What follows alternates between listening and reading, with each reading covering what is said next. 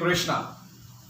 आज का जो टॉपिक है वो है a difference between a VFS and embassy.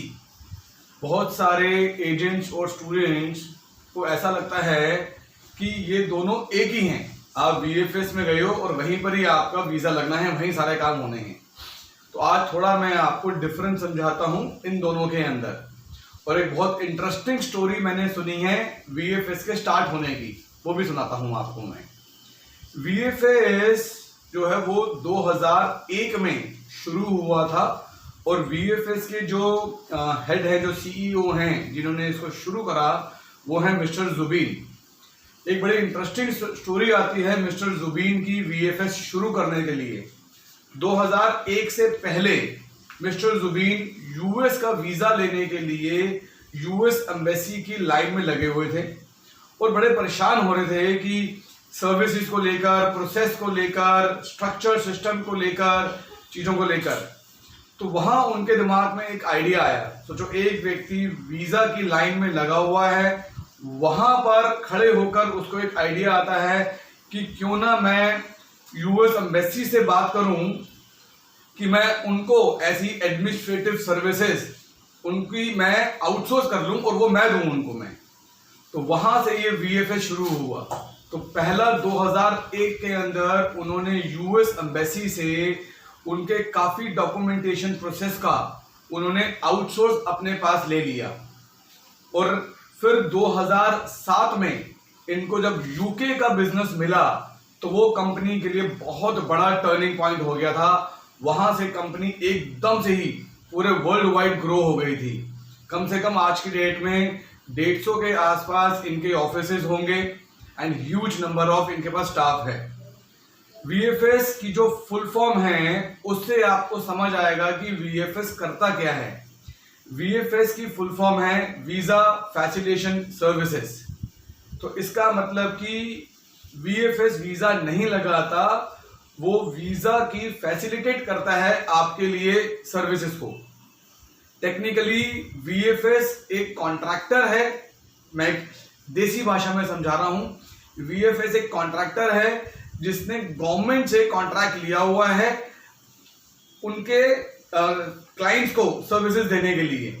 तो टेक्निकली ये स्टूडेंट्स, टूरिस्ट, वर्क, ये जो स्टूडेंट्स हैं जो जिनको जाना है विदेश में, तो वो जब एम्बेसी में जाते हैं तो एम्बेसी और ये स्टूडेंट्स के बीच की जो कड़ी है वो है वीएफएस।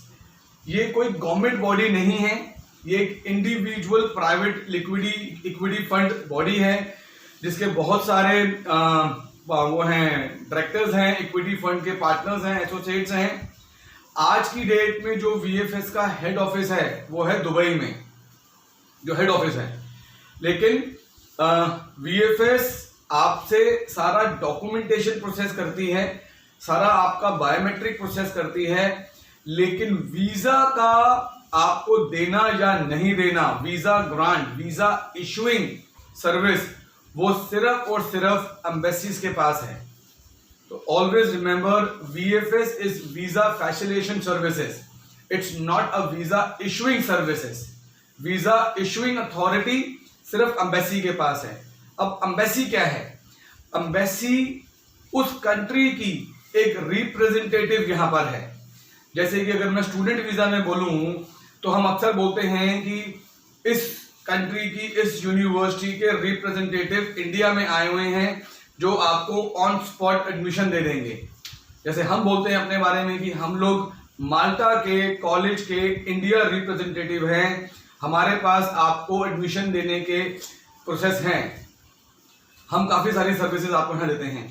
तो ऐसे ही जो एम्बेसी है वो उस कंट्री की लोकल रिप्रेजेंटेटिव इंडिया में होती है, जिसके पास बहुत सारी पावर्स होती हैं अपनी कंट्री को रिप्रेजेंट करने के लिए। जैसे यूनिवर्सिटी वाले ऑन स्पॉट एडमिशन दे देते हैं, ऐसे ही एम्बेसी जो कंट्री की रिप्रेजेंटेटिव है वो ऑन स्पॉट आपको वीजा इशू कर देती है।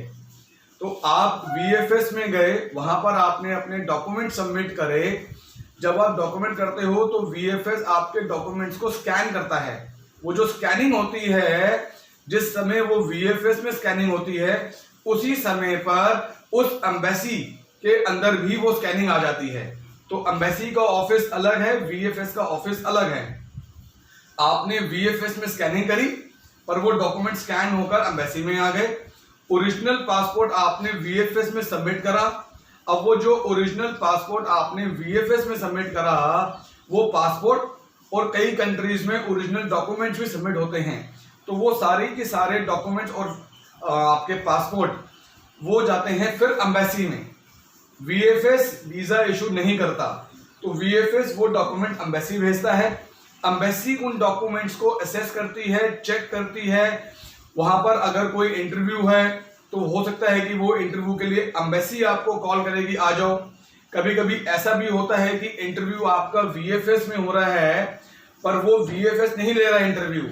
वीएफएस या तो वीडियो कॉलिंग करवाएगा एम्बेसी में, या एम्बेसी का कोई रिप्रेजेंटेटिव वीएफएस में आएगा, क्योंकि ये अथॉरिटी भी एम्बेसी के पास है।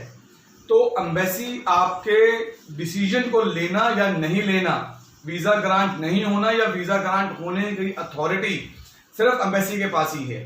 तो एम्बेसी वहां पर वीजा ग्रांट करती है, वहां से फिर वो डॉक्यूमेंट पासपोर्ट वीएफएस में आते हैं।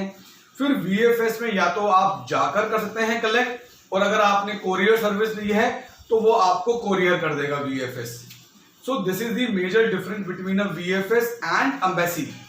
तो कई लोग सोचते हैं कि जी सारा का सारा काम हमारा वीएफएस में ही होता है। Correct. Student point of view से आपका काम सिर्फ वीएफएस में हो रहा है, एम्बेसी में नहीं हो रहा, क्योंकि it's an outsource company to embassy to facilitate you.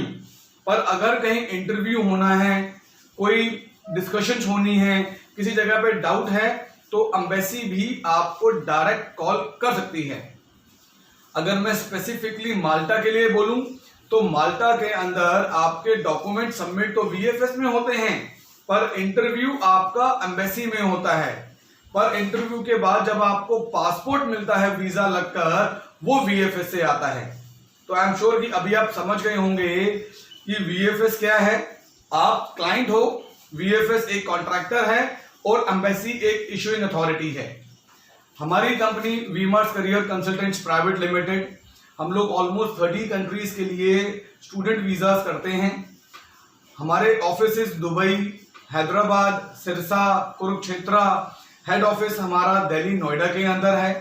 Description box में हमारे नंबर्स दिए गए हैं, आप कभी भी हमारे कॉल करें, हमारे ऑफिसेस के अंदर विजिट करें, अपना प्रोफाइल आराम से असेस करवाएं। We can process your student visa in almost 30 countries and 700 universities.